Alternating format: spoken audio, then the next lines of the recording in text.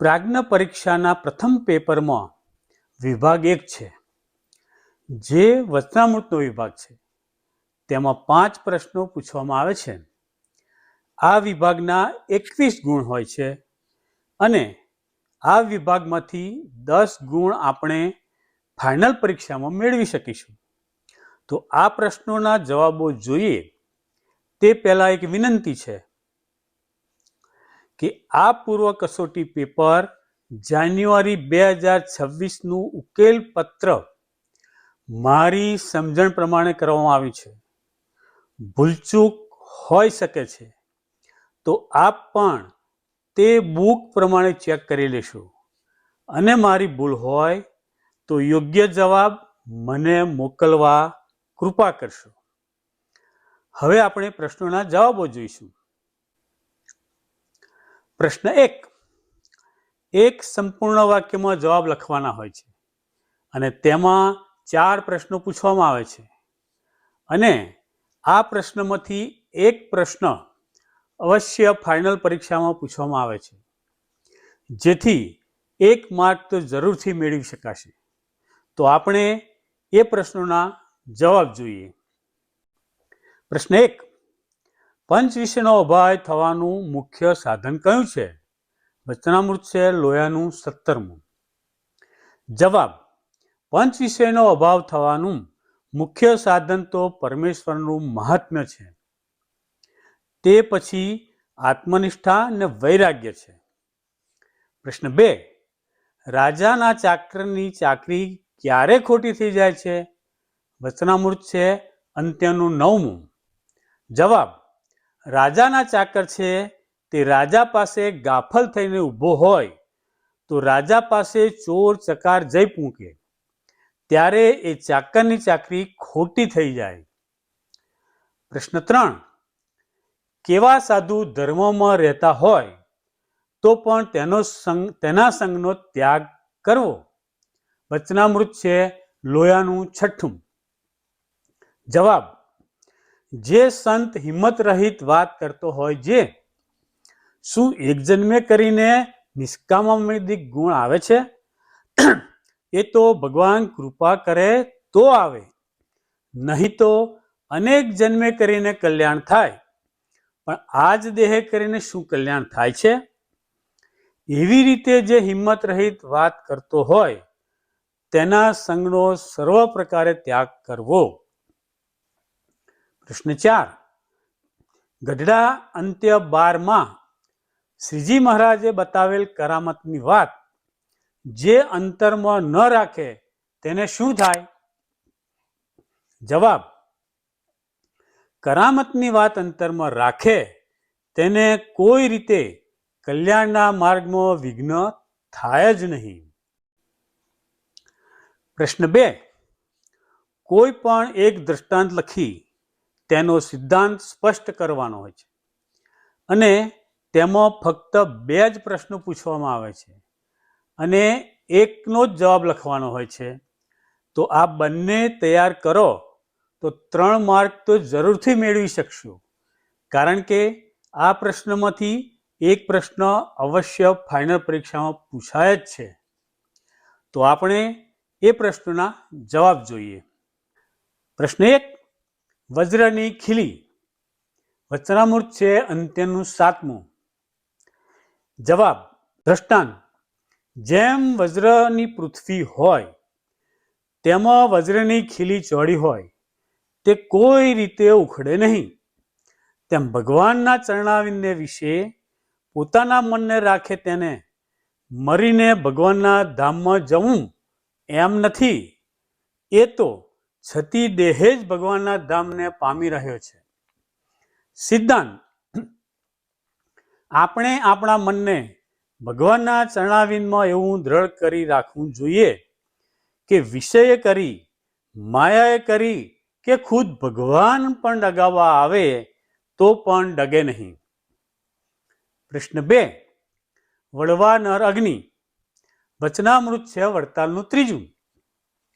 જવાબ: એમાં દ્રષ્ટાંત: વળવાનર અગ્નિ જેવા હોય તે તો જેમ વળવાનર સમુદ્રમાં રહે છે પણ સમુદ્રના જળને ઓળવ્યો ઓળાલતો નથી, અને સમુદ્રના જળને પીને મૂળ દ્વારે કરીને તે પાણી મીઠું થાય છે.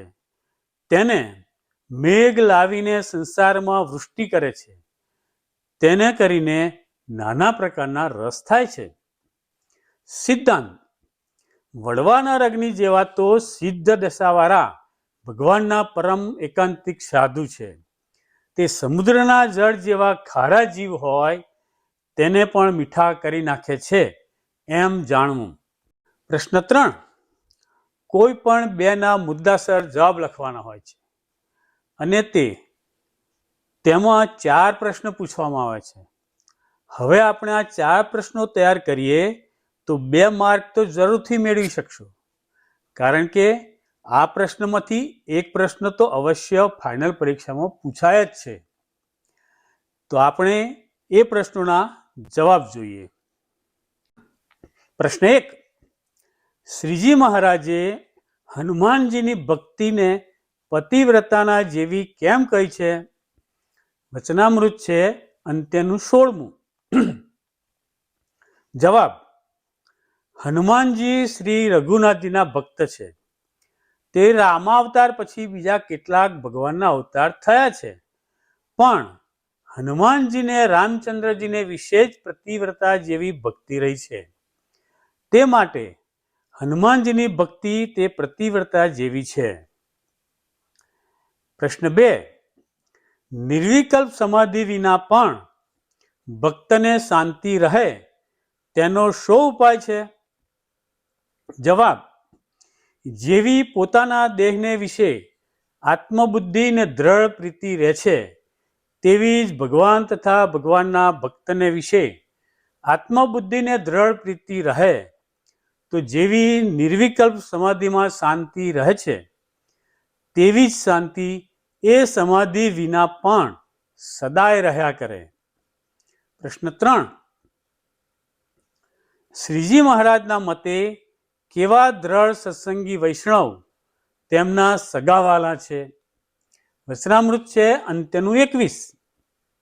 જવાબ: જેમ સોનાનો દોરો કર્યો હોય તે 6 ઋતુમાં સરખો રહે, પણ ઉનાળાને તાપે કરીને ઢીલો થાય નહીં, તેમ જેનો દ્રઢ સત્સંગ હોય તેને ગમે તેમાં દુઃખ આવી પડે તથા ગમે તેટલું સત્સંગમાં અપમાન થાય, પણ તેનું કોઈ રીતે એ સત્સંગમાંથી મન પાછું હટે નહીં.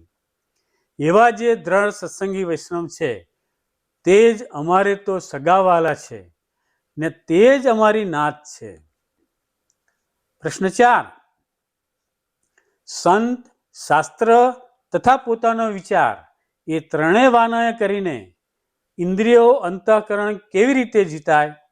વચનામૃત છે લોયાનું 5મું.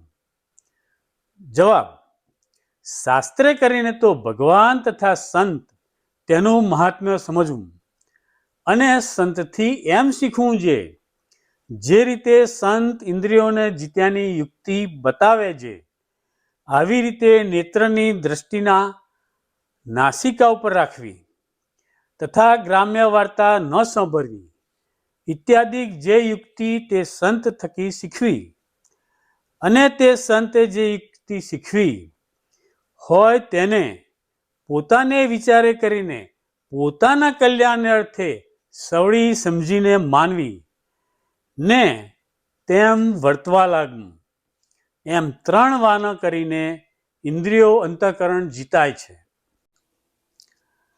પ્રશ્ન 4. અવતરણોની પૂર્તિ કરવાની હોય છે અને તેમાં 3 અવતરણ પૂછવામાં આવે છે. તો આ પ્રશ્નમાંથી એક અવતરણ અવશ્ય ફાઇનલ પરીક્ષામાં પૂછાય છે. તો આ 3 અવતરણ તૈયાર કરી દઈએ તો 2 માર્ક તો જરૂરથી મેળવી શકીશું. તો આપણે એ અવતરણની પૂર્તિ કરીએ. અવતરણ 1.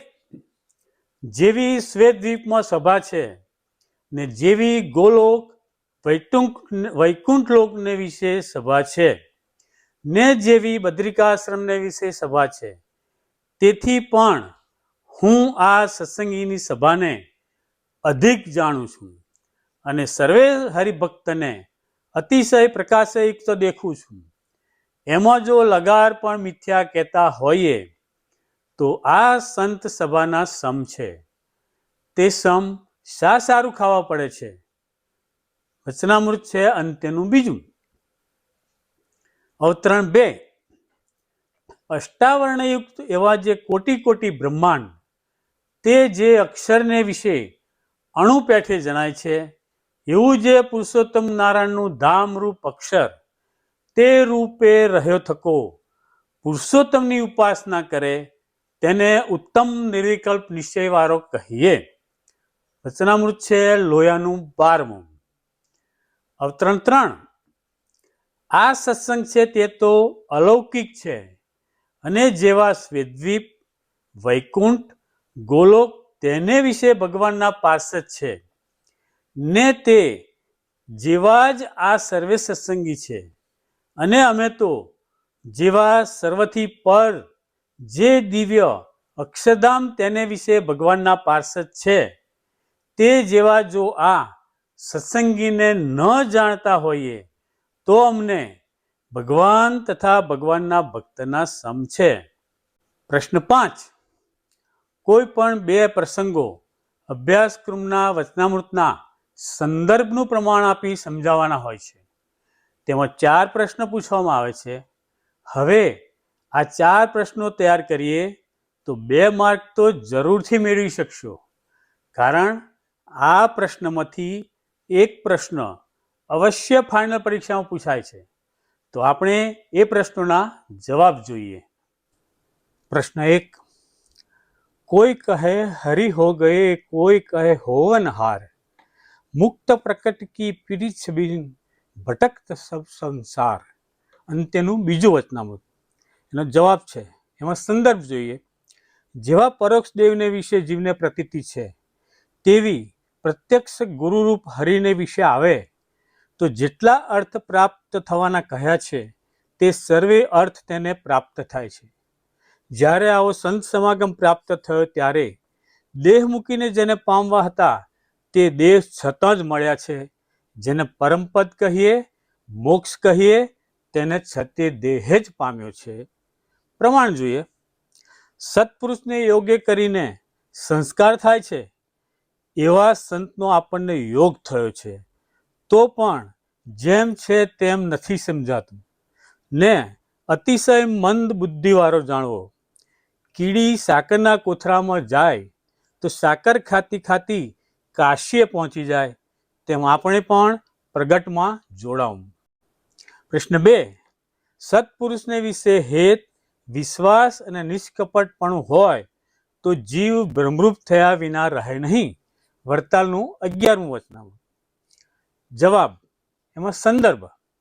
માટે સત્પુરુષને વિશે દ્રઢ પ્રીતિ એ જ આત્મદર્શનનું સાધન છે અને સત્પુરુષનો મહિમા જાણ્યાનું પણ એ જ સાધન છે અને પરમેશ્વરનું સાક્ષાત દર્શન થયાનું પણ એ જ સાધન છે. પ્રમાણ. સત્પુરુષને વિશે પ્રીતિ થાય ત્યારે કસર માત્ર ટળી જાય. ગુણાતીત સત્પુરુષ સાથે દ્રઢ પ્રીતિ કરે, અંતરાય ટાળી આત્મબુદ્ધિથી જોડાઈએ તો ભ્રમરૂપ કરી મૂકે. પ્રશ્ન 3. ખોડાભાઈને ત્યાં દાસીને નીલકંઠવાણી કહે છે, અમારા જેવા તો અમે એક જ છીએ. અંત્યનું 39મું વચનામૃત. જવાબ, એમાં સંદર્ભ. વળી જે ભગવાન છે તે જેવા તો એ એક જ છે અને ભગવાનને ભજી ભજીને ઘણા ભગવાનના સાધર્મપણાને પામ્યા છે, તો પણ તે ભગવાન જેવા તો કોઈ થતા જ નથી. સમજૂતી. ભગવાન જેવા તો એક ભગવાન જ છે, તેમના મહિમાનો પાર કોઈ પામી શકતું નથી. આવું મહાત્મ્ય જાણવાથી ભગવાન વિના બીજા પદાર્થમાં વૈરાગ થાય અને ભગવાનમાં પ્રીતિ થાય. પ્રશ્ન 4. ઉદ્ધવજીએ વૃંદાવનને વિશે વૃક્ષ, વેલી, તૃણ મધ્યે જન્મ માગ્યો. વડતાલનું 3જું વચનામૃત. સંદર્ભ. 4 વાનર સહિત જે ભક્તિ તે જેમાં હોય તે એકાંતિક ભક્ત કહેવાય એમ કહ્યું છે અને એવી અસાધારણ ભક્તિ તો પૃથ્વીરાજાને હતી. તે ભગવાનને વર દેવાનું કહ્યું ત્યારે ભગવાનની કથા સાંભળ્યા સારું 10,000 કાન માગ્યા, પણ બીજું કાંઈ ન માગ્યું. અને જે ગોપીઓને રાસ ક્રીડામાં ન જવા દીધી તે દેહ મૂકીને શ્રી કૃષ્ણ પાસે ગઈ. એવી અસાધારણ ભક્તિ હોય તો જ્ઞાનાદિક ત્રણેય એક ભક્તિમાં આવી જાય. સમજૂતી: જો ભગવાનમાં ગોપીઓ જેવી અસાધારણ ભક્તિ હોય તો તેમાં જ્ઞાન, વૈરાગ્ય અને ધર્મ એ ત્રણેયનો સમાવેશ થઈ જાય. ગોપીઓની ભક્તિ એવી શ્રેષ્ઠ હતી કે ઉદ્ધવજી જેવા જ્ઞાની ભક્તે પણ તેમની ચરણરજ પામવા માટે વૃંદાવનમાં વેલી કે તૃણ થવાની માગણી કરી હતી, જે ભક્તની શ્રેષ્ઠતા બતાવે છે. જય સોનાન. વિડીયો જોવા માટે ધન્યવાદ. ધ્રુવ પટેલ.